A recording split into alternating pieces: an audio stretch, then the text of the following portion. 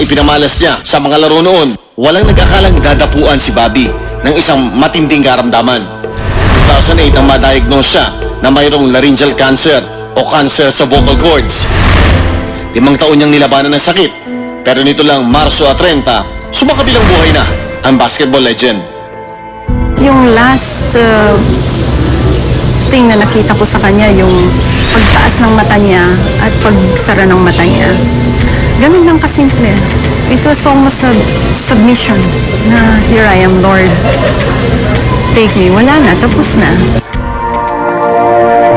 Sa kabila ng matinding karamdaman, kahit sa huling sandali, nanatiling matatag at masayahin pa rin daw si Bobby. Napaka-pasensyoso niya kahit na during sa paghihirap. Yun ang palagi kong pinapasalamat sa kanya. Hindi siya naging madamot, hindi siya naging magalitin, hindi siya nag-fret sa nararamdaman niya. He's always been grateful to God. Nagbigay pugay sa labi ni Bobby ang ilang PBA players at basketball legends. Lahat sila, walang bukang bibig kundi papuri para sa pumanaw na kasamahan. He was a better friend, never had a bad thing to say about anybody, very coachable, but more importantly, when it came to the basketball team and his play, I think his strongest suit was he made his teammates better. Mayroon mang siyang superstar status noon, mas pinahalagahan daw nito ang pagiging isang team player. Dahil nga sa bagay ng teamwork niya sa kasamahan niyang sina Ronnie Magsanok at Benji Paras, dinansagan silang awesome threesome. Si Ron Magsanok yung guard, si Benji Paras yung power forward ko minsan o sentro, tapos si Bobby Parks yung import. Nag-blend sila ng maganda. Robert Black would have wanted him to. Benji Paras with a finger roll. Siya yung isa sa pinakamagaling na import na nakita ko. Nakikita ko naman during our practice session na yung iba kasi pa-easy-easy lang eh. Pag mga foreign players na naglalaro dito, masyado silang lamang. Pero siya hindi. So makikita mo yung kung gaano naghihirap yung mga Pilipino sa pagpa-practice. Ganon din siya. Napakabait eh, very professional, comes on time, saka walang ere. Even during that time na talagang siya yung isa sa pinakamagaling. He's more of a game player than a practice player. Tawagan namin ni Benji, kabayo eh. Na parang thoroughbred siya na pag pinakawalan mo sa laro, he just gallops along. Kala mo sa practice, hindi siya malakas. Pero pagdating sa laro, hindi siya napapagod. Na-adapt niya na yung pagiging Pilipino. Pagkausap mo siya, hindi ka maalangan. Kung anong bait ni Bobby sa totoong buhay, siya ring bait niya sa loob ng court. Pinaka-importante hindi madumi maglaro. Physical, kasi kasama sa laro, pero never nanakit, never nang asar. Bilang pagpugay sa namayapang alamat, inihango ng PBA ang Best Import Award sa kanyang pangalan. Ano siya? Gentleman on the court talaga. Talagang dapat lang na yung award ng Best Import sa PBA ibigay sa kanya talaga. I know he averaged about 40 points a game and about 15 rebounds a game, so he has the rank right up there at the top. Not the best, one of the best. I think it's only fitting. I mean, he won the most. He won it 7 times. Nobody else has even come close to that, so I think it's very fitting. Ang mga papuri mula sa players ay patunay na higit sa dami ng kanyang parangal, walang ibang sukatan sa kagalingan ni Bobby Parks. Bilang manlalaro, kundi ang kanyang naipakita at naiturong kabutihan sa mundo ng basketball.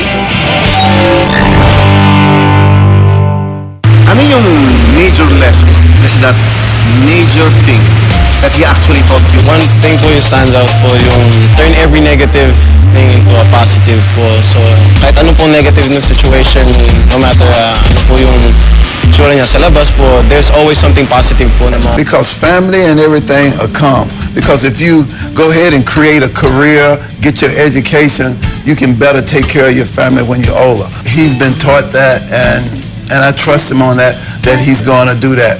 Sa panayam pala namin noon, ang mga sinasabi ni Bobby Parks Sr. ay siya palang tatatak ng husto sa kanyang anak.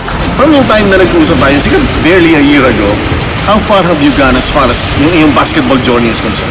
Ako po, basketball journey po, layo na po narating ko. Kahit 1 year lang po, especially po yung dad ko, nasa side ko. Siya yung nag-guide sa akin each game, every day, practice po. Laki po na natulong niya, na-influence siya po sa buhay ko, not just on the court, pati off the court po. Like father, like son, tilang madaling nakagawa ng pangalan si Ray Ray. Nasaksihan ng kanyang ama ang pagkuha nito ng Most Valuable Player Award sa UAAP noong 2011 at 2012. What is it in your dad na Kahit hindi ka na anak, sasabihin mong hinangaan mo sa isang Bobby Parks. Yung competitiveness niya po, pati yung willing to learn po for the game. Yung love niya po kasi nandun eh. Ever since nung bata pa po ako, yung una ko pong nakita sa kanya, the way he looks at the game, the way he sees a basketball, na gusto niya talaga pong hawakan yung bola. Isa sa mga pagkakatulad ng mag-amang Parks ang matinding pagnanais na makatungtong sa NBA. 1984, napasama si Bobby Parks Sr. sa NBA draft at pinili ng Atlanta Hawks at naglaro hanggang preseason. Positibo ang nakababatang Parks na isang araw, mapagpapatuloy nito ang pangarap ng kanyang ama na maglaro sa premyadong liga. It's a big dream po para sa amin ng dad ko. Yun po talaga yung pinush namin since day one of playing basketball. And really, it's sad na if God bless me, I'd make it and he's not there. It's sad, but at the same time, I know that's what my dad wanted. He wanted me to graduate, he wanted me to make it to the NBA. And really, by doing that, it's continue on his legacy, and I know that I want to put that stamp in there for his name also, not just for me.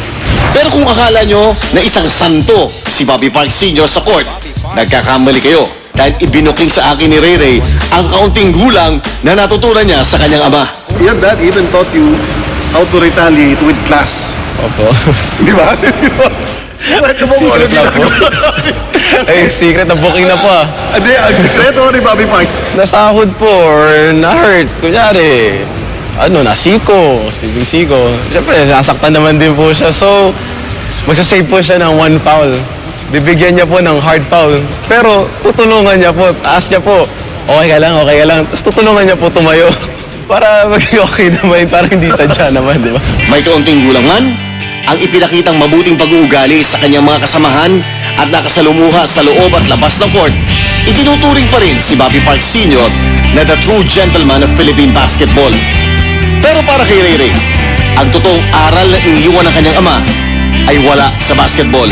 One thing po yung stand out po, yung turn every negative thing into a positive po. So, kahit ano pong negative na situation, no matter ano po yung itsura niya sa labas po, there's always something positive po na makukuha out of the situation po. Yun po yung talagang in-instill po sa akin ng tatay ko, pati talagang nakatatak po sa puso ko ngayon. Yun po yun.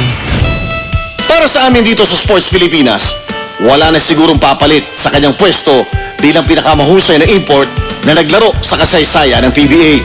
It's living up to that name, Bobby Parks. Nakaka-pressure po yun. Of course, nakaka-pressure rin naman po, pero I know that the way my dad brought me up naman po, na ano po yung mga tinuro niya sa akin, yun true sa kanya. So, mas madali na lang po sa akin yun. Kasi bata pa lang po ako, tinuturo na po sa akin yun. So, it's part of my lifestyle na rin. Part of being a Parks. Grabe po talaga yung mga lessons na tinuro niya sa akin na I will carry him for the rest of my life po.